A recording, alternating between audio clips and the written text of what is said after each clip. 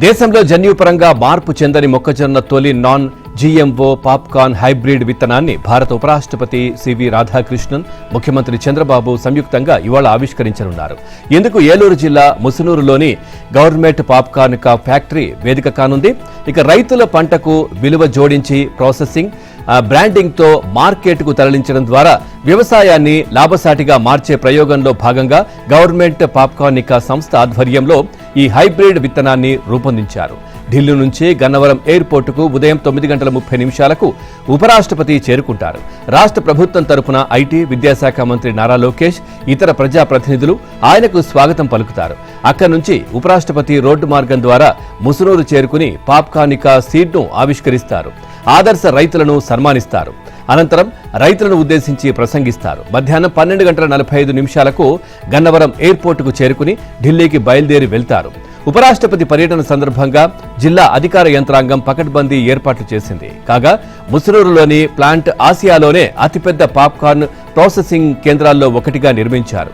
దేశంలోని వేలాది సినిమా థియేటర్లకు పాప్కార్న్ సరఫరా చేయడంలో కీలకంగా ఉన్న ఈ సంస్థ దేశవ్యాప్తంగా వేల ఎకరాల్లో సాగులో వేలాది మంది రైతులతో భాగస్వామ్యం కలిగి ఉంది. ఆంధ్రప్రదేశ్కు తూర్పు భారతదేశంలో మెరుగైన రవాణా సౌకర్యాలను కల్పించే దిశగా కేంద్ర ప్రభుత్వం కీలక నిర్ణయం తీసుకుంది. మొత్తం 1107 కిలోమీటర్ల పొడవులో రూపుదిద్దుకోనున్న ప్రతిష్టాత్మక ఖరగ్పూర్ అమరావతి కారిడార్ నిర్మాణానికి అధికారికంగా ఆమోదముద్ర వేసింది. ఈ ప్రకటనపై ముఖ్యమంత్రి చంద్రబాబు హర్షం వ్యక్తం చేస్తూ ఆదివారం ఎక్స్లో పోస్ట్ చేశారు. ప్రధాని మోదీ, కేంద్ర రోడ్డు రవాణా శాఖ మంత్రి నితిన్ గడ్కరీకి కృతజ్ఞతలు తెలిపారు. రాష్ట్ర మౌలిక సదుపాయాల అభివృద్ధికి, ఆర్థిక వృద్ధికి ఈ ప్రాజెక్టు ఒక మైలురాయిగా నిలుస్తుందని అంచనా వేస్తున్నట్లు పేర్కొన్నారు. ఈ భారీ కారిడార్లో సుమారు 457 కిలోమీటర్ల రహదారి ఆంధ్రప్రదేశ్ మీదుగా వెళ్తోంది. దీనివల్ల ఏపీ నేరుగా తూర్పు భారతదేశంతో అనుసంధానమై రవాణా రంగంలో వేగవంతమైన పురోగతి సాధించనుంది. రాజధాని అమరావతిని ప్రముఖ ఆర్థిక కేంద్రంగా తీర్చిదిద్దడంతో ఈ కారిడార్ ముఖ్య భూమిక పోషించనుంది. ఈ రహదారి మార్గం ద్వారా రాష్ట్రంలో కొత్త పరిశ్రమలు వచ్చి యువతకు ఉద్యోగావకాశాలు మెరుగవుతాయి అని సీఎం పేర్కొన్నారు. సంబంధిత కారిడార్ మ్యాప్ను కూడా ఎక్స్లో పోస్ట్ చేశారు. జగన్ హయాంలో జరిగిన మద్యం రవాణా కాంట్రాక్టులో అక్రమాలకు సంబంధించి వైసీపీ నేత, మాజీ మంత్రి కారుమూరి వెంకట నాగేశ్వరరావును ఎన్ఫోర్స్మెంట్ డైరెక్టరేట్ అరెస్ట్ చేసింది. ఆదివారం హైదరాబాద్ కొండాపూర్లో ఆయన్ను అదుపులోకి తీసుకుని బషీర్బాగ్లోని తమ ప్రధాన కార్యాలయానికి తరలించింది. ఇక ఏపీ బెవరేజెస్ కార్పొరేషన్ లిమిటెడ్కు సంబంధించిన మద్యం రవాణా టెండర్లలో 400 కోట్ల మేర దోపిడీ జరిగిందని, అస్మదీయ సంస్థలకు ప్రయోజనం కలిగించి నిబంధనలు మార్చి సబ్ కాంట్రాక్టుల ద్వారా భారీ మొత్తంలో అక్రమ లాభాలు పొందారని రాష్ట్ర ప్రత్యేక దర్యాప్తు బృందం తేల్చింది. ఇందులో మనీ లాండరింగ్ కోణంలో ఈడీ అధికారులు దర్యాప్తు చేపట్టారు. 195 కోట్ల లావాదేవీలను కనుగొన్నారు. ఈ ఏడాది జూన్ 18న కారుమూరి కుమారుడు సునీల్ కుమార్ను అరెస్ట్ చేశారు. అంతకుముందే అదే నెల 11న బెవరేజెస్ కార్పొరేషన్ మాజీ ఎండీ దొంతిరెడ్డి వాసుదేవరెడ్డి మద్యం స్కామ్ కేసులో కీలక నిందితుడైన రాజ్ కసిరెడ్డిని అరెస్ట్ చేశారు. ప్రస్తుతం ఈ ముగ్గురు జ్యుడిషియల్ రిమాండ్లో చంచల్గూడ జైల్లో ఉన్నారు. ఈ కేసుకు సంబంధించి ఇప్పటి వరకు జరిపిన సోదాల్లో గుర్తించిన 37.7 కోట్ల ఆస్తులను ఈడీ జప్తు చేసింది. ఈ నేపథ్యంలో ముందస్తు బెయిల్ కోసం కారుమూరి నాగేశ్వరరావు చేసిన ప్రయత్నాలు ఫలించలేదు. సుప్రీంకోర్టు నుంచి కూడా రక్షణ లభించలేదు. ఈ క్రమంలో ఆదివారం ఆయన్ను ఈడీ అధికారులు అరెస్ట్ చేశారు. జగన్ హయాంలో వైసీపీ నేతలు మద్యం సరఫరా కాంట్రాక్టును జిల్లాలు, ప్రాంతాల వారీగా దక్కించుకుని భారీ దోపిడీకి తెరతీశారు. జగన్ ప్రభుత్వంలో సలహాదారుగా పనిచేసిన Raj Kasireddy sigma supply chain solutions పేరుతో ముసుగు సంస్థను హడావిడిగా నెలకొల్పి దానికి ప్రధాన కాంట్రాక్ట్ దక్కేలా నిబంధనలను మార్చేశారు. మద్యం రవాణా ద్వారా వచ్చిన ఆదాయంలో 96% నిధులు లిక్కర్ సిండికేట్ ఖాతాల్లోకి వెళ్లగా సిగ్మా కేవలం 4% తీసుకుంది. ఆ 96% నిధుల నుంచి కారుమూరి నాగేశ్వరరావు కుటుంబానికి చెందిన శ్రీ సుదర్శన్ కన్స్ట్రక్షన్ ఖాతాలోకి 68 కోట్లు, మాజీ మంత్రికి నగదు, బ్యాంకు ఖాతాల ద్వారా 15 కోట్లు, ఆయన కోడలు కీర్తి బ్యాంకు ఖాతాలోకి 9.5 కోట్లు, కుమారుడు సునీల్ ఖాతాలోకి సైతం నిధులు చేరినట్లు ఈడీ గుర్తించింది. కొన్ని రోజులుగా నిఘా పెట్టిన ఈడీ అధికారులు హైదరాబాద్లోని కొండాపూర్లో ఆయన్ను అదుపులోకి తీసుకున్నారు. ఏపీ ఆయుష్ విభాగ వార్షిక కార్యాచరణ ప్రణాళికకు కేంద్రం ఆయుష్ మిషన్ డైరెక్టరేట్ నుంచి 185.75 కోట్లు విడుదల ఆమోదం తెలిపినట్లు ఆరోగ్య శాఖ మంత్రి సత్యకుమార్ వెల్లడించారు. ఈ మేరకు ఆదివారం ఆయన ఒక ప్రకటన జారీ చేశారు. 2014లో జాతీయ ఆయుష్ మిషన్ ప్రారంభమైన తర్వాత రాష్ట్రానికి వచ్చిన అత్యధిక వార్షిక కేటాయింపులు ఇవేనని తెలిపారు. ఇక గిరిజన మారుమూల ప్రాంతాల ప్రజలకు ఆయుష్ వైద్య సేవలను మరింత చేరువ చేసేందుకు 9 ఐటీడీఏల పరిధిలో 19 మొబైల్ మెడికల్ యూనిట్లను సేవలోకి తీసుకోవడం ఈ ప్రణాళికలో కీలక అంశంగా చెప్పారు. నేషనల్ ఆయుష్ మిషన్ నిధుల కేటాయింపులో గణనీయమైన పెరుగుదల ఉందని 2014 నుంచి 2024 వరకు 10 ఏళ్ల కాలంలో 120.17 కోట్లు మంజూరు చేసిందని తెలిపారు. 2024 నుంచి ఇప్పటి వరకు కూటమి ప్రభుత్వం ఏర్పడిన 2.5 ఏళ్ల కాలానికే 434.64 కోట్ల నిధులు కేటాయింపులకు కేంద్రం ఆమోదం తెలిపిందని పేర్కొన్నారు. ఆయుష్ సేవలను డిజిటల్ విధానంలోకి తీసుకునేందుకు ఈ నిధులు చేర్చినట్లు మంత్రి తెలిపారు. శబరిమల విశిష్టతను కాపాడడానికి ప్రతి హిందువు పోరాడాలని బీజేపీ రాష్ట్ర అధ్యక్షుడు పివిఎన్ మాధవ్ అన్నారు. విజయవాడ తుమ్మలపల్లి కళాక్షేత్రంలో ఆదివారం శబరిమల యాత్రలో ఏపీ అయ్యప్ప భక్తుల సమస్యల పరిష్కారమే లక్ష్యంగా సదస్సు నిర్వహించారు. ముఖ్య అతిథిగా హాజరైన మాధవ్ మాట్లాడుతూ ఒకవైపు అన్యమతస్థులు మరోవైపు నాస్తికులు హిందూ ధర్మంపై దాడి చేస్తున్నారని తెలిపారు. కొన్ని సంఘ విద్రోహ శక్తులు శబరిమల లేకుండా చేయడానికి కోర్టులకు వెళ్లారని అన్నారు. ఇక శబరిమలలో మహిళల ప్రవేశంపై రాద్ధాంతం చేశారని 2006లో కోర్టులో కేసు వేశారని తెలిపారు. కేరళంలో అప్పటి కమ్యూనిస్టు ప్రభుత్వం దేశ వ్యతిరేక శక్తులతో కలిసి కుట్రలు చేసిందని, శబరిమలలో బంగారాన్ని దోచుకోవాలని చూశారని మాధవ్ ఆగ్రహం వ్యక్తం చేశారు. శబరిమల కోసం కేంద్రం న్యాయ పోరాటం చేస్తోందని, అందుకు ప్రతి హిందువు కలిసి రావాలని ఆయన పిలుపునిచ్చారు. అందులో కూటమి ప్రభుత్వం కూడా జోక్యం చేసుకోవాలని కోరారు. టీటీడీ తరహా వ్యవస్థను శబరిమలలోనూ ఏర్పాటు చేయాలని కోరారు. వచ్చే ఏడాదిలోపు శబరిమలలో అయ్యప్ప స్వాములు ఎదుర్కొంటున్న సమస్యలను శాశ్వతంగా పరిష్కరించడానికి ప్రయత్నిస్తామని మాధవ్ హామీ ఇచ్చారు. టీటీడీ బోర్డు సభ్యుడు భానుప్రకాష్ మాట్లాడుతూ కేరళంలో భక్తులు పడుతున్న బాధలు తాను కూడా అనుభవించారని చెప్పారు. ఆ రాష్ట్రంలో తెలుగు స్వాములు ఎదుర్కొంటున్న సమస్యలు ప్రభుత్వం దృష్టికి తీసుకువెళ్తామని చెప్పారు. తెలంగాణ ముఖ్యమంత్రి అనుముల రేవంత్ రెడ్డి లండన్ పర్యటనలో భాగంగా ప్రవాస భారతీయులు, ఇండియన్, తెలుగు కమ్యూనిటీ ప్రతినిధులతో ప్రత్యేక మీట్ అండ్ గ్రీట్ కార్యక్రమం నిర్వహించారు.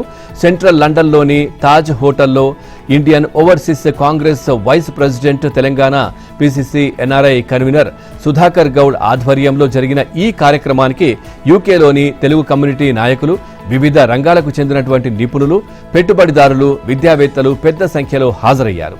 తెలంగాణ అభివృద్ధి, పెట్టుబడుల అవకాశాలు, విద్యారంగం బలోపేతం, భవిష్యత్ కార్యాచరణపై ముఖ్యమంత్రి రేవంత్ రెడ్డి ప్రవాసులతో ముఖాముఖిగా చర్చించారు.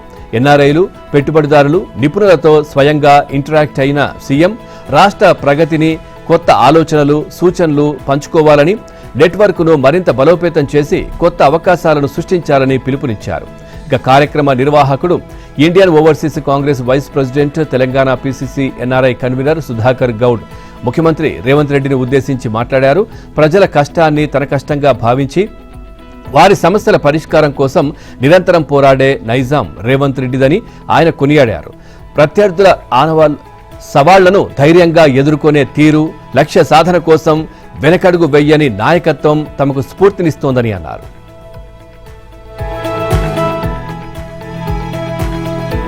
సీఎం రేవంత్ రెడ్డి ఈ సాయంత్రం మీడియా సమావేశం నిర్వహించనున్నారు. ఇందులో ప్రధానంగా తన అమెరికా పర్యటన కేంద్ర ప్రభుత్వం రాజకీయ అనుమతి నిరాకరించడంపైన స్పందించనున్నారు.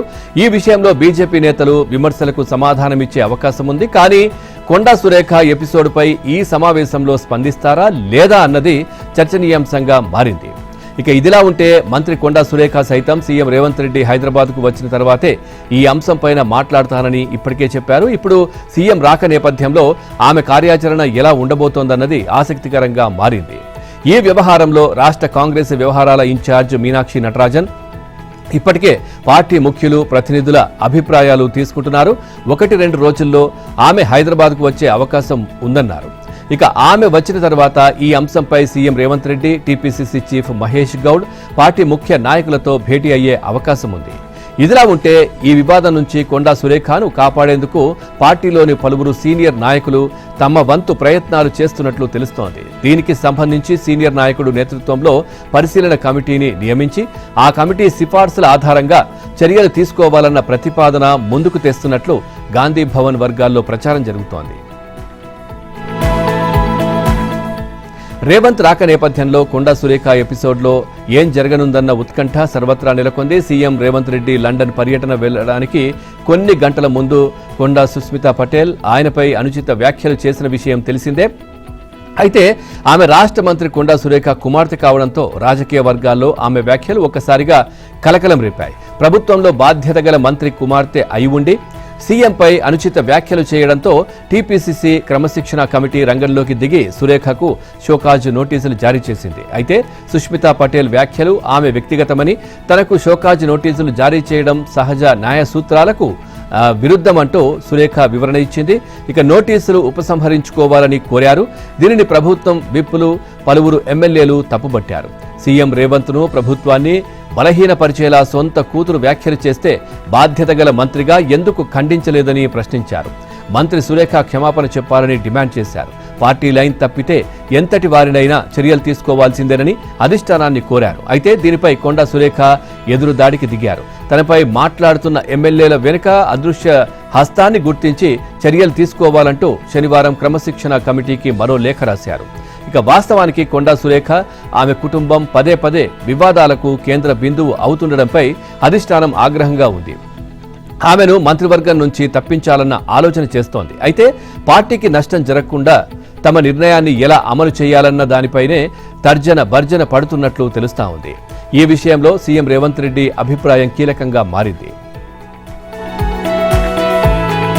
ఆటో కార్మిక సంఘాల నేతలతో రాష్ట్ర ప్రభుత్వం జరిపిన చర్చలు సఫలమయ్యాయి. తమ డిమాండ్లపై సర్కారు సానుకూలంగా ఉండడంతో ఆటో క్యాబ్ల కార్మికులు సమ్మె విరమిస్తున్నట్లు ప్రకటించారు. ఆటో కార్మిక సంఘాల నిరవధిక బంద్ విరమించుకోవాలన్న ప్రభుత్వ విజ్ఞప్తికి స్పందించి సమ్మె విరమించినట్లు ఆదివారం రాత్రి అధికారికంగా వెల్లడించారు. ఇక దాంతో ఆటో కార్మిక సంఘాల రవాణా శాఖ మంత్రి పొన్నం ప్రభాకర్ ధన్యవాదాలు తెలిపారు. ఇక ఆర్టీసీ పక్షాన ఈవీ ఆటోలు కొనే ప్రసక్తే లేదని, అది కేవలం దుష్ప్రచారమేనని సర్కారు వెల్లడించింది. ఆర్టీసీ కార్మికుల సంక్షేమ బోర్డు ఏర్పాటు చేస్తామని ప్రభుత్వం అంగీకరించింది. ఈ అంశంపై వివిధ విధి విధానాలకు సెప్టెంబర్ 1న కార్మిక శాఖ, రవాణా శాఖలు ఆటో కార్మిక సంఘాల ప్రతినిధులతో సంయుక్త సమావేశాన్ని ఏర్పాటు చేస్తామని వెల్లడించింది. ఆటో ఛార్జీలను ఎంత మేర పెంచాలనే దానిపై తగిన నివేదిక తీసుకుని సంబంధిత జీవో విడుదల చేయడానికి సర్కారు అంగీకరించింది.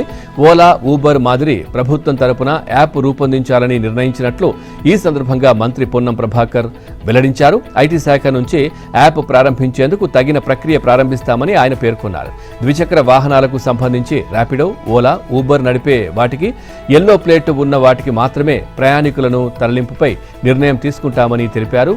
ఎన్నికల సమయంలో ఇచ్చిన హామీ మేరకు ఆటో కార్మికులకు 12,000 ఆర్థిక సాయం అంశంపై రాష్ట్ర ఆర్థిక పరిస్థితిని పరిగణలోకి తీసుకుని ముఖ్యమంత్రి, ఉప ముఖ్యమంత్రి, సహచర మంత్రులతో చర్చించి సానుకూల నిర్ణయం తీసుకుంటామని పేర్కొన్నారు. అన్యాయంగా ప్రైవేటు భూములను, పేదల భూములను 22A నిషేధిత జాబితాలో పెట్టారని, కేవలం కమిషన్ల కోసమే సీఎం రేవంత్ రెడ్డి, మంత్రి పొంగులేటి కుమ్ముక్కయ్యారని బీఆర్ఎస్ నేత హరీష్ రావు ఆరోపించారు. నిషేధిత జాబితా నుంచి ప్రైవేటు భూములను తొలగించాలంటే ఆ భూమి విలువలో 30,000 కమిషన్ అడుగుతున్నారని, ఇంత జరుగుతున్నా కాంగ్రెస్ హైకమాండ్ ఏం చేస్తోందని ప్రశ్నించారు. ఆదివారం హైదరాబాద్ బోడుప్పల్ తిరుమల విడోస్ కాలనీలో జరిగిన 22A బాధితుల సభలో మాజీ మంత్రి మల్లారెడ్డితో కలిసి హరీష్ రావు పాల్గొన్నారు. ఇక రాష్ట్రంలో కమిషన్ల ప్రభుత్వం, అరాచక ప్రభుత్వం కొనసాగుతోంది. ప్రభుత్వ భూములను అమ్ముకుంటున్నారని, ఎస్సీ, ఎస్టీ, బీసీల అసైన్డ్ భూములను గుంజుకుంటున్నారని ఆరోపించారు. అధికారులు తప్పు చేశారంటున్న సీఎం రేవంత్ రెడ్డి, మంత్రి పొంగులేటులు సంబంధిత అధికారులపై ఎందుకు చర్యలు తీసుకోవడం లేదని నిలదీశారు. తాజాగా రాత్రికి రాత్రే భూభారతి పోర్టల్ నుంచి మొత్తం నిషేధిత జాబితాను తొలగించారని, తప్పు చేయకపోతే ఆ జాబితాను ఎందుకు తొలగించారని ప్రశ్నించారు. ఇదో పెద్ద కుట్ర అని ఆయన ఆరోపించారు. ప్రభుత్వ ఆసుపత్రులకు ఆరోగ్యశ్రీ బకాయిలు, సిబ్బందికి జీతాలు చెల్లించడంలో ప్రభుత్వం విఫలమైందని హరీష్ రావు మండిపడ్డారు. ఆరోగ్యశ్రీ విభాగంలో పనిచేస్తున్న సిబ్బందికి 18 నెలలుగా జీతాలు చెల్లించడం లేదన్నారు. ఆదివారం కొందరు ఆరోగ్యశ్రీ సిబ్బంది హరీష్ రావును కలిశారు. తమకు వేతనాలు రావడం లేదని ఆయన దృష్టికి తీసుకువెళ్లారు. అంతర్జాతీయ కుమ్ములాటలు, అవినీతి వల్ల తెలంగాణలో కాంగ్రెస్ ప్రభుత్వం కూలిపోయే స్థితికి చేరుకుందని బీజేపీ రాష్ట్ర అధ్యక్షుడు ఎన్ రామచంద్రరావు అన్నారు. రేవంత్ రెడ్డి సర్కార్ 5 ఏళ్ల పదవీ కాలాన్ని పూర్తి చేసుకోవడం అనుమానాస్పదమేనని తెలిపారు. ఫీజు రియంబర్స్మెంట్, బకాయిలకు నిధుల విడుదలను డిమాండ్ చేస్తూ ఇవాళ నుంచి 48 గంటల పాటు నిరాహార దీక్ష చేపడుతున్నానని ప్రకటించారు. ఇక న్యూఢిల్లీలోని తెలంగాణ భవన్లో ఆదివారం ఆయన మాట్లాడుతూ రాష్ట్రంలో పాలన పూర్తిగా గాడి తప్పిందని, ముఖ్యమంత్రి విద్యా వ్యవస్థ తీవ్ర సంక్షోభంలో ఉందని ఆవేదన వ్యక్తం చేశారు. ఇక హైకోర్టు మొట్టికాయలతోనే రేవంత్ ప్రభుత్వం నడిచే పరిస్థితిలో ఉందని ఎద్దేవా చేశారు. ప్రభుత్వం తన వైఫల్యాన్ని, అవినీతిని కప్పిపుచ్చుకునేందుకు ప్రతిపక్షాల ఆందోళనను అణిచివేసేందుకు యత్నిస్తోందని మండిపడ్డారు. గతంలో బీఆర్ఎస్ పాలనలో 10 నుంచి 15% కమిషన్లు ఉంటే నేడు కాంగ్రెస్ ఏకంగా 30% కమిషన్లు సర్కారుగా మారిందని రామచంద్రరావు ఆరోపించారు. రియల్ ఎస్టేట్ రంగాన్ని, బిల్డర్లను 22A నిబంధనల పేరిట వేధిస్తూ భారీ దోపిడీకి తెగబడ్డారని విమర్శించారు. బీఆర్ఎస్ది కుటుంబ పాలనైతే రేవంత్ది బ్రదర్స్ పాలన అని దుయ్యబట్టారు. ఇక భూముల సమస్యపై బీజేపీ శాసనసభాపక్ష నేత ఏలేటి మహేశ్వర్ రెడ్డి నాయకత్వంలో రాష్ట్ర వ్యాప్తంగా కలెక్టరేట్ల ముట్టడి కార్యక్రమాలు, పోరాటాలు నిర్వహిస్తున్నామని తెలిపారు. రాహుల్ గాంధీకి దమ్ముంటే హైదరాబాద్ వచ్చి విద్యార్థుల సమస్యలపై చాంత్రోకి గుంజి చేపట్టి సమాధానం చెప్పాలని సవాల్ విసిరారు. ఇక జెన్జీ వంటి పదజాలాలు అర్బన్ నక్సల్స్, అల్ట్రా లైట్ భావజాలాల నుంచి వచ్చినవేనని, దేశంలో ఉన్నది యువ భారత్ మాత్రమేనని రామచంద్రరావు స్పష్టం చేశారు. తెలంగాణ ఎమ్మెల్సీ ఎన్నికల్లో పోటీకి జనసేన సిద్ధమైంది. ఉమ్మడి ఖమ్మం, నల్గొండ, వరంగల్ జిల్లాల పట్టభద్రుల ఎమ్మెల్సీ స్థానానికి తమ అభ్యర్థులుగా డాక్టర్ గడల శ్రీనివాసరావును ప్రకటించింది. ఈ మేరకు ఆదివారం అధికారికంగా వెల్లడించింది. జనసేన పార్టీ రాష్ట్ర నాయకులు, అధికార ప్రతినిధి, ఉమ్మడి ఖమ్మం జిల్లా జనసేన సమన్వయకర్తగా బాధ్యతలు నిర్వహిస్తున్న గడల గతంలో రాష్ట్ర ప్రజారోగ్య సంచాలకులుగా పనిచేశారు. ఆయనను ఎమ్మెల్సీ అభ్యర్థిగా బరిలోకి దించాలనే ప్రతిపాదనను జనసేన ప్రధాన కార్యదర్శి శ్రీరామ్ తాళ్లూరి, తెలంగాణ రాష్ట్ర ఇన్ఛార్జ్ శంకర్ గౌడ్ పార్టీ అధినేత పవన్ కళ్యాణ్ దృష్టికి తీసుకువెళ్లారు. గడల అభ్యర్థిత్వానికి జనసేన చీఫ్ సుముఖత వ్యక్తం చేశారు. దాంతో ఉమ్మడి ఖమ్మం, నల్గొండ, వరంగల్ జిల్లాల పట్టభద్రుల ఎమ్మెల్సీ అభ్యర్థిగా డాక్టర్ గడల శ్రీనివాసరావు పేరును జనసేన అధికారికంగా ముందస్తుగా ప్రకటించింది. ఇక తనను అభ్యర్థిగా ప్రకటించినందుకు అధినేత పవన్ కళ్యాణ్కు, రాష్ట్ర ప్రధాన కార్యదర్శి, రాష్ట్ర ఇన్ఛార్జికి ఆయన కృతజ్ఞతలు తెలిపారు. కాగా తెలంగాణ రాష్ట్ర ఏర్పాటు తర్వాత వరంగల్, ఖమ్మం, నల్గొండ పట్టభద్రుల ఎమ్మెల్సీ నియోజకవర్గానికి తొలిసారిగా 2015లో సాధారణ ఎన్నికలు జరిగాయి. నాడు టీఆర్ఎస్ తరపున పల్లా రాజేశ్వర్ రెడ్డి ఈ స్థానం నుంచి పోటీ చేసి గెలిచారు.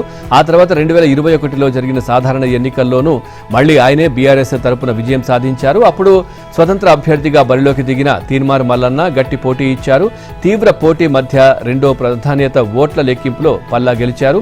ఇక తర్వాత 2023 అసెంబ్లీ ఎన్నికల్లో పల్లా జనగామ ఎమ్మెల్యేగా గెలవడంతో ఈ స్థానానికి ఉప ఎన్నిక అనివార్యమైంది. అప్పుడు కాంగ్రెస్ తరపున బరిలోకి దిగిన తీన్మార్ మల్లన్న ఎమ్మెల్సీగా విజయం సాధించారు. ఆయన పదవీ కాలం ముగియనుండడంతో 2027 మార్చిలో పట్టభద్రుల ఎమ్మెల్సీ ఎన్నికలు జరగనున్నాయి. 1003 సీనియర్ సిటిజన్ మహిళలకు చీరలను పంపిణీ చేయడం ద్వారా ఓం మౌజహాం విశ్వ మహిళా సేవా సమితి పేరు వరల్డ్ రికార్డ్స్ ఇండియా బుక్లో నమోదైంది. ఎల్లారెడ్డిపేట మండలం వెంకటాపురం గ్రామ శివారులోని ఓం మౌజహాం ఆశ్రయంలో శ్రావణ మాస ఏకాదశి సందర్భంగా వసుదైక కుటుంబ వేడుకలు ఆదివారం ఘనంగా జరిగాయి. 13వ వార్షికోత్సవం సందర్భంగా సహస్ర కుంకుమార్చన, సహస్ర కలశ అర్చన, సహస్ర దీపారాధన, శక్తిపీఠం, మహామాత ర్యాలీ, శ్రీ ప్రభు పల్లకి, ఉచిత అన్నదానం, లడ్డూ ప్రసాదము వితరణ తదితర కార్యక్రమాలు జరిగాయి. ఇక 50 సంవత్సరాలు పైబడిన 1003 మంది మహిళలకు ఉచితంగా చీరల పంపిణీ చేశారు. ఈ కార్యక్రమానికి వరల్డ్ రికార్డ్స్ ఇండియా సంస్థ ప్రతినిధులు హాజరయ్యారు. ఇంత పెద్ద ఎత్తున సీనియర్ సిటిజన్ మహిళలకు సేవాభావంతో చీరల పంపిణీ చేయడం అనేది గొప్ప విషయమని కొనియాడారు. పెద్ద ఎత్తున మహిళలకు చీరలు పంపిణీ చేయడం ద్వారా విశ్వ మహిళా సేవా సమితి వారు రికార్డు నెలకొల్పారు. ఇక వారి పేరు తమ వరల్డ్ రికార్డ్స్ ఇండియాలో నమోదైనట్లు తెలుపుతూ సర్టిఫికేట్ ప్రదానం చేశారు. త్వరలో ఏర్పాటు చేయనున్న బ్యూటీ అకాడమీ సౌందర్య సంరక్షణ వృత్తి శిక్షణకు వేదికగా నిలవాలని మల్లారెడ్డి విశ్వవిద్యాలయం వైస్ చైర్మన్ డాక్టర్ ప్రీతిరెడ్డి పేర్కొన్నారు. పటాన్చేరులో ఏర్పాటు చేసిన హెచ్ఆర్ లక్స్ స్టూడియోను ఆమె ముఖ్య అతిథిగా హాజరై ప్రారంభించారు. సంగారెడ్డి జిల్లా పటాన్చేరులో ఏర్పాటు చేసిన హెచ్ఆర్ లక్స్ స్టూడియోను మల్లారెడ్డి విశ్వవిద్యాలయం వైస్ చైర్మన్ డాక్టర్ ప్రీతిరెడ్డి స్టూడియోను ప్రారంభించారు. ఈ సందర్భంగా ఆమె మాట్లాడుతూ హేమలతారెడ్డి ప్రత్యేక వృత్తిపరమైనటువంటి శిక్షణ పూర్తి చేసుకుని బ్యూటీ వెల్నెస్ విభాగంలో నైపుణ్యం సాధించి ఈ స్టూడియో పెట్టారని, ఈ స్టూడియో మహిళలు పురుషులు ఇద్దరికీ బ్యూటీకి సంబంధించిన విస్తృత శ్రేణి సేవలను అందిస్తుందన్నారు. ప్రత్యేక వీఐపీ ట్రీట్మెంట్ సౌకర్యంతో సౌకర్యవంతమైన వాతావరణం, వ్యక్తిగత గోప్యత, ప్రతి ఒక్కరిపై ప్రత్యేక శ్రద్ధ వహించడమే ఈ స్టూడియో ప్రత్యేకత అన్నారు. గర్ల్ ఫ్రెండ్కి ప్రాంక్ కోసం పెట్టినటువంటి మెసేజ్ ఓ ఆన్లైన్ బెట్టింగ్ గ్రూప్ అడ్మిన్ను పోలీసులకు పట్టించిన ఘటన కేపీహెచ్బీ పోలీస్ స్టేషన్ పరిధిలో చోటు చేసుకుంది. ఇక పోలీసులు తెలిపిన వివరాల ప్రకారం ఆంధ్రప్రదేశ్కు చెందిన దేవినేని సుమంత్ బెంగళూరులో ఉంటూ టెలిగ్రామ్లో క్రికెట్ బెట్టింగ్ ప్రిడిక్షన్ చేసి ఓ గ్రూప్ క్రియేట్ చేసి దాని ద్వారా క్రికెట్ బెట్టింగ్ గురించి ప్రమోషన్స్ చేస్తూ ఆ గ్రూపులో వేల సంఖ్యలో సభ్యులను చేర్చుకున్నాడు. ఇక ఆ ఛానల్ను ఉత్తర భారతదేశంలోని ఓ గుర్తు తెలియని వ్యక్తికి విక్రయించేందుకు 4.6 కోట్లకు ఒప్పందం చేసుకున్నాడు. ఆ ఒప్పందం పూర్తి చేసుకునేందుకు వారం క్రితం హైదరాబాద్కు వచ్చినటువంటి సుమంత్ కేపీహెచ్బీ 1 సిటీలో నివసించే మనోజ్ ఇంటికి వెళ్లి మనోజ్ మరో స్నేహితుడు గౌతమ్లతో కలిసి ఉంటున్నాడు. ఇక టెలిగ్రామ్ ఛానల్ కొనుగోలు చేసిన వ్యక్తి సుమంత్కు అడ్వాన్స్గా 30 లక్షల రూపాయలను అందజేశాడు. బెంగళూరులో ఉండే సుమంత్ గర్ల్ ఫ్రెండ్ సుమంత్ ఎందుకు తిరిగి రావడం లేదని శుక్రవారం ఫోన్ చేయగా మద్యం మత్తులో ఉన్న సుమంత్ తనను కొందరు కిడ్నాప్ చేసి 1 సిటీలో బంధించారని ప్రాంక్ చేశాడు. ఇక ఆ ప్రాంక్ నిజమని భావించిన ఆ యువతి 112కు డయల్ చేసి ఫిర్యాదు చేయగా ఆ యువతి ఇచ్చిన సమాచారం మేరకు 1 సిటీలోని మనోజ్ ఇంటిపై దాడి చేసిన పోలీసులకు ఆ ఇంట్లో బ్యాగులో నగదు కనిపించగా ఆ ముగ్గురిని ప్రశ్నించడంతో వారు పొంతనలేని సమాధానం చెప్పారు. దాంతో అనుమానం వచ్చిన పోలీసులు ఆ ముగ్గురిని పోలీస్ స్టేషన్కు తరలించారు. కేసు నమోదు చేసుకుని దర్యాప్తు చేపట్టారు. ప్రత్యేక బోర్డును ఏర్పాటు చేసి హాథీరాం బాబా మతానికి చెందినటువంటి ఆస్తులను పరిరక్షించాలని ఆంధ్రప్రదేశ్ ముఖ్యమంత్రి చంద్రబాబు నాయుడిని బంజారా నేతలు విజ్ఞప్తి చేశారు. ఇక కళ్యాణ్ నగర్ ఫేజ్ 2లోని సాయిబాబా ఆలయంలో నిర్వహించిన కార్యక్రమంలో పలు అంశాలపై చర్చించారు. ఉమ్మడి రాష్ట్ర ముఖ్యమంత్రిగా చేసినటువంటి చంద్రబాబు నాయుడికి తమ స్థితిగతులపై పూర్తి అవగాహన ఉందని అన్నారు. ఇక వెంకటేశ్వర స్వామికి పూజలు అందించిన వారిలో బంజారా సామాజిక వర్గానికి చెందిన వారు ఉన్నారని, తమను గుర్తించి ప్రత్యేక బోర్డును ఏర్పాటు చేయాలని కోరారు.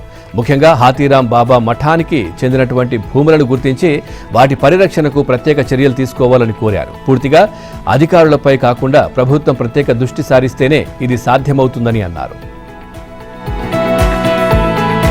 అంబేద్కర్ కోనసీమ జిల్లా ఐనవిల్లి మండలం మాగం గ్రామంలో కల్తీ మద్యం తయారు చేస్తున్నటువంటి మాఫియా గుట్టును ఎక్సైజ్ అధికారులు రట్టు చేశారు. కొంతమంది వైన్ షాపు ఏర్పాటు చేసి ఆ షాపులో కల్తీ మద్యం తయారు చేస్తున్నారు. యానం నుంచి నాసిరకమైన మద్యాన్ని అక్రమంగా తీసుకువచ్చి స్థానికంగా ఉన్న మద్యం బ్రాండెడ్ సీసాల్లో నింపి విక్రయిస్తున్నారు. ఆదివారం ఎక్సైజ్ అధికారులు ఈ ముఠా గుట్టును రట్టు చేశారు. 58 యానం మద్యం సీసాలను స్వాధీనం చేసుకోవడంతో పాటు షాపును సీజ్ చేసి ముగ్గురిని అరెస్ట్ చేశారు. ఈ వ్యవహారం గత కొంతకాలంగా బహిరంగంగా నడుస్తున్నప్పటికీ స్థానిక పోలీసులు పట్టించుకోకపోవడంపై గ్రామస్తుల నుంచి తీవ్ర ఆరోపణలు వ్యక్తమవుతున్నాయి. దేశంలో రుతుపవనాలు బలహీన పడుతున్నాయని ఐఎండీ భారత వాతావరణ శాఖ అంచనా వేసింది. వచ్చే 2 వారాలు దేశవ్యాప్తంగా సాధారణం కంటే తక్కువ వర్షపాతం నమోదవుతుందని తెలిపింది. దేశంలో ఇప్పటికే శనివారం నాటికి 14% వర్షపాతం లోటు కొనసాగుతోంది. ఇక రుతుపవన ద్రోణి మధ్య భారతం మీదుగా విస్తరించకుండా హిమాలయ పర్వత ప్రాంతం వద్దే నిలిచిపోవడంతో రానున్న 2 వారాలు వర్షపాతం లోటు మరింత పెరుగుతుందని ఐఎండీ అంచనా వేసింది. ఇక బంగాళాఖాతంలో కొన్ని వాతావరణ వ్యవస్థలు ఏర్పడుతున్నప్పటికీ వచ్చే 2 వారాలు దేశంలో సాధారణం కంటే తక్కువగానే వర్షాలు కురుస్తాయని తెలిపింది. దీంతో ఇటీవల విత్తనాలు వేసినటువంటి పంటల భవిష్యత్తుపై ఆందోళనలు పెరుగుతున్నాయి. హిమాలయ బెల్ట్, ఈశాన్య, తూర్పు భారతదేశంలోని కొన్ని ప్రాంతాల్లో భారీ నుంచి అతి భారీ వర్షాలు కురిసే అవకాశం ఉన్నప్పటికీ దేశంలోని మిగిలిన ప్రాంతాల్లో వచ్చే వారం రోజులు పెద్దగా వర్షాలు కురిసే పరిస్థితులు కనిపించడం లేదని ఐఎండీ తెలిపింది. బంగాళాఖాతంలో ఆదివారం ఏర్పడిన అల్పపీడనం వల్ల ఒడిశా, ఛత్తీస్గఢ్లో బుధవారం వరకు భారీ నుంచి అతి భారీ వర్షాలు కురిసే అవకాశం ఉందని పేర్కొంది. అయితే రుతుపవన ద్రోణి ఉన్న స్థితే ఆందోళన కలిగిస్తోందని వాతావరణ నిపుణులు నవదీప్ దహియా తెలిపారు. హిమాలయ బెల్ట్ ఈశాన్య భారతం చుట్టూనే ద్రోణి కేంద్రీకృతమవడంతో దేశంలోని మిగిలిన ప్రాంతాల్లో వర్షాలు తగ్గుతాయన్నారు. కనీసం మరో వారం వరకు ద్రోణి హిమాలయ పర్వత ప్రాంతాల్లోనే నిలిచిపోయే అవకాశం ఉందని తెలిపారు. బంగాళాఖాతంలో వరుసగా అల్పపీడనాలు ఏర్పడే వాతావరణం నెలకొంది. ఉత్తర బంగాళాఖాతంలో ఉపరితల ఆవర్తనం ప్రభావంతో ఆదివారం ఉదయం వాయువ్య బంగాళాఖాతంలో అల్పపీడనం ఏర్పడింది. ఇది వాయువ్యంగా పయనించి సోమవారం నాటికి ఉత్తర ఒడిశా, పశ్చిమ బెంగాల్ మీదుగా పయనించనుంది. దీని ప్రభావంతో ఆదివారం కోస్తా, రాయలసీమల్లో చెదురుమదురుగా వర్షాలు కురిశాయి. సోమవారం ఉత్తర కోస్తాలో ఎక్కువ చోట్ల భారీగా, దక్షిణ కోస్తా, రాయలసీమల్లో పలుచోట్ల ఉరుములు, పిడుగులతో వర్షాలు కురుస్తాయని వాతావరణ శాఖ తెలిపింది. కాగా ఉత్తరాంధ్రలో తీరం వెంబడి గంటకు 40 నుంచి 50 కిలోమీటర్ల వేగంతో ఈదురుగాలులు వీచే అవకాశం ఉందని విపత్తుల నిర్వహణ సంస్థ తెలిపింది. ఈ సమయంలో సముద్రం అలజడిగా ఉండి అలలు ఎగిసిపడే అవకాశం ఉందని పేర్కొంది. కాగా ఈ నెల 27 లేదా 28 తేదీల్లో బంగాళాఖాతంలో మరో అల్పపీడనం ఏర్పడనున్నట్లు పలు వాతావరణ మోడళ్లు విశ్లేషించాయి. వచ్చే నెల 3వ తేదీలోగా మరొకసారి అల్పపీడనం ఏర్పడుతుందని వాతావరణ నిపుణులొకరు తెలిపారు. బంగాళాఖాతంలో ఉత్తరాంధ్రకు ఆనుకుని ఆవరించినటువంటి ఉపరితల ఆవర్తన ప్రభావంతో ఉత్తరాంధ్రతో పాటు కోస్తాలోని మిగిలిన ప్రాంతాలు, రాయలసీమలో కురిసే వర్షాలు ఖరీఫ్ పంటలకు కొంత మేలు చేస్తాయన్నారు.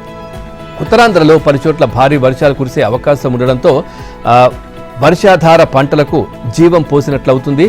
ఈ నెల 27వ తేదీన ఏర్పడనున్న అల్పపీడనం వల్ల ఉత్తర కోస్తాకు కొంతవరకు మేలు జరిగే అవకాశం ఉందని అంచనా వేశారు.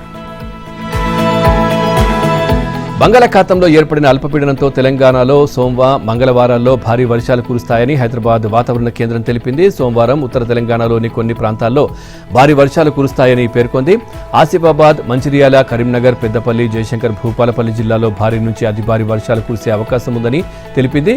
ఈ జిల్లాలకు రెడ్ అలర్ట్ జారీ చేసింది. మిగతా జిల్లాల్లో తేలికపాటి నుంచి భారీ వర్షాలు పడతాయని పేర్కొంది. మంగళవారం ఆదిలాబాద్, ఆసిఫాబాద్, మంచిర్యాల, నిర్మల్, నిజామాబాద్, జగిత్యాల, పెద్దపల్లి, భూపాలపల్లి, ములుగు, భద్రాద్రి కొత్తగూడెం, మహబూబాబాద్, వరంగల్, హన్మకొండ, రంగారెడ్డి, హైదరాబాద్, మేడ్చల్, వికారాబాద్, సంగారెడ్డి, మెదక్, కామారెడ్డి జిల్లాల్లో అక్కడక్కడ వర్షాలు పడతాయని తెలిపింది. ఈ జిల్లాలకు ఎల్లో అలర్ట్ జారీ చేసింది. కాగా చాలా రోజుల తర్వాత రాష్ట్రమంతటా ఆదివారం తేలికపాటి నుంచి మోస్తారు వర్షం పడింది. ముసురు వానలతో వరితో పాటు ఆరుతడి పంటలకు ప్రయోజనం చేకూరింది. హైదరాబాద్లో శనివారం అర్ధరాత్రి ఆదివారం కురిసినటువంటి వర్షంతో ప్రధాన రహదారులు జలమయమయ్యాయి. మల్కాజ్గిరి, వినాయక నగర్లో 5.1 సెంటీమీటర్ల వర్షం కురిసింది. ఈ నెల 13న నిరవధికంగా వాయిదా వేశారు. అంటే ఇది జరిగిన 10 రోజులు గడిచాయి. ఆదివారం రాత్రి వరకు కూడా సమావేశాలు ప్రోరోగ్ లాంఛనంగా ముగిసినట్లుగా చేస్తున్నట్లుగా నోటిఫికేషన్ వెలువడలేదు. సాధారణంగానైతే పార్లమెంటు నిరవధికంగా వాయిదా పడ్డాక 3-4 రోజుల్లో సమావేశాలను ప్రోరోగ్ చేస్తున్నట్లుగా ప్రకటిస్తారు. ఈ మేరకు ప్రభుత్వం సిఫార్సును ఆధారంగా రాష్ట్రపతి కార్యాలయం నుంచి ఓ ప్రకటన వెలువడుతుంది. ఈసారి అలా జరగకపోవడంతో పార్టీల నుంచి సరిపడా మద్దతు కూడగట్టుకొని కీలక బిల్లులను ఈ సమావేశాల్లోనే ఆమోదింపజేసుకోవాలనే ఆలోచనతో ప్రభుత్వం ఉన్నట్లుగా అనుమానిస్తోందని పరిశీలకులు విశ్లేషిస్తున్నారు. గత బడ్జెట్ సమావేశాలు ఏప్రిల్ 18న ముగిసి అదే నెల 20న ప్రోరోగ్ అయ్యాయని గుర్తు చేస్తున్నారు. ఇప్పటిదాకా వర్షాకాల సమావేశాలను ప్రోరోగ్ చేస్తున్నట్లుగా ప్రకటన విడుదల కాకపోవడంతో 2029 సార్వత్రిక ఎన్నికలను పెంచిన నియోజకవర్గాలు, మహిళా రిజర్వేషన్ అనుగుణంగానే నిర్వహించాలనే పట్టుదలతో సర్కారు ఉందనే ఊహాగానాలకు బలం చేకూరుతోందని అంటున్నారు. సమావేశాలు నిరవధికంగా వాయిదా పడి 10 రోజులు గడిచినా ప్రోరోగ్ కాకపోవడంపై ఆదివారం కాంగ్రెస్ కీలక వ్యాఖ్యలు చేసింది. రాజ్యాంగ సవరణ బిల్లు ఆమోదం కోసం ఎన్డీఏకు తగిన సంఖ్యాబలం లేకపోవడంతో అక్రమ పద్ధతిలో 3/2 మెజార్టీని కూడగట్టేందుకు అమిత్ షా పావులు కదుపుతున్నారా అని కాంగ్రెస్ ప్రధాన కార్యదర్శి జయరాం రమేష్ ప్రశ్నించారు. లోక్సభ నిరవధిక వాయిదా ప్రోరోగ్కు మధ్య సాధారణంగా 2-3 రోజుల వ్యవధి ఉంటుంది. తాజా సమావేశాల ప్రోరోగ్ గురించి ఇప్పటికీ ఎలాంటి సమాచారం అందకపోవడం అనుమానాలను తావిస్తోందని ఎక్స్ వేదికగా ఆయన పేర్కొన్నారు. ఈ అసహజమైన ఆలస్యానికి కారణం ఏంటి అని ఆయన ప్రశ్నించారు. ప్రోరోగ్ ప్రక్రియను ఉద్దేశపూర్వకంగా నిలిపివేసే ఏదో కుట్రలు తెగబడుతున్నాయని కేంద్రం వ్యూహం పన్నుతోందని అనుమానం బలపడుతోందని ఆయన ఆరోపించారు. మోదీ సర్కార్ కేంద్ర మంత్రుల నివాస భవనాల సమీకరణ మరమ్మతుల కోసం భారీగా ఖర్చు చేస్తోంది. 2025-26లో ఏకంగా 92 కోట్లు ఖర్చు పెట్టినట్లు సమాచార హక్కు చట్టం ద్వారా వెలుగులోకి వచ్చింది. ఇక కేంద్ర కేబినెట్లో సాధారణంగా 70 నుంచి 72 మంది మంత్రులు ఉంటారు. ఈ ప్రకారం చూస్తే గత ఆర్థిక సంవత్సరంలో ఒక్కో మంత్రి బంగాళా కోసం చేసినటువంటి సగటు వ్యయం 1.27 కోట్లుగా ఉంది. అంతరిక్ష రంగంలో ప్రైవేటు స్పేస్ స్టార్టప్లకు అన్ని విధాలుగా ప్రభుత్వం మద్దతుగా ఉంటుందని ప్రధాని మోదీ పేర్కొన్నారు. అంతరిక్ష పరిశోధన రంగాల్లో ప్రైవేటు రంగానికి ఒక ప్రత్యేక ఆకర్షణను సృష్టించాలని సూచించారు. తద్వారా ప్రపంచవ్యాప్తంగా ఎవరైనా ఈ రంగంలో కెరీర్ను నిర్మించుకోవాలంటే భారత్కు వెళ్లాలనే భావన కలుగుతోందని పేర్కొన్నారు.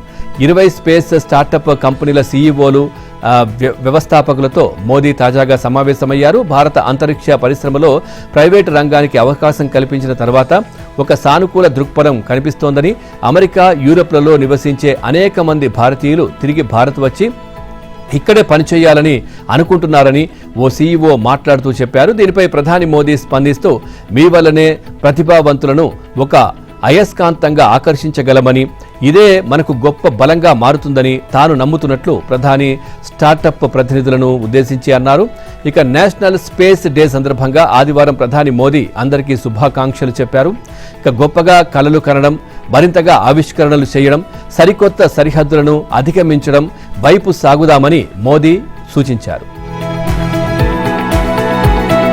బెంగళూరు ట్రాఫిక్ సమస్యకు శాశ్వత పరిష్కారం చూపే దిశగా కర్ణాటక ప్రభుత్వం రూపొందించిన టన్నెల్ రోడ్ ప్రాజెక్టు తాజా పరిణామాలతో తీవ్ర చర్చనీయాంశమైంది. ఈ ప్రాజెక్టుకు అత్యంత తక్కువ బిడ్ దాఖలు చేసిన అదానీ గ్రూప్ సంస్థల చైర్మన్ గౌతమ్ అదానీ ఆదివారం కర్ణాటక సీఎం డీకే శివకుమార్ నివాసానికి వచ్చారు. ఆయనతో సుమారు 20 నిమిషాలు చర్చలు జరిపారు. ముందస్తు షెడ్యూల్ లేకున్నా అదానీ ఆకస్మికంగా సదాశివనగర్లోని సీఎం నివాసానికి వచ్చి భేటీ కావడం తీవ్ర చర్చకు కారణమైంది. అనంతరం అదానీ బయటకు వచ్చిన వేళ సీఎం వీడ్కోలు పలికే ఫోటోలు, వీడియోలు వైరల్ అయ్యాయి. వీరి భేటీపై ఇటు సీఎం కార్యాలయం గాని, అటు అదానీ సంస్థ గాని అధికారికంగా ప్రకటించలేదు.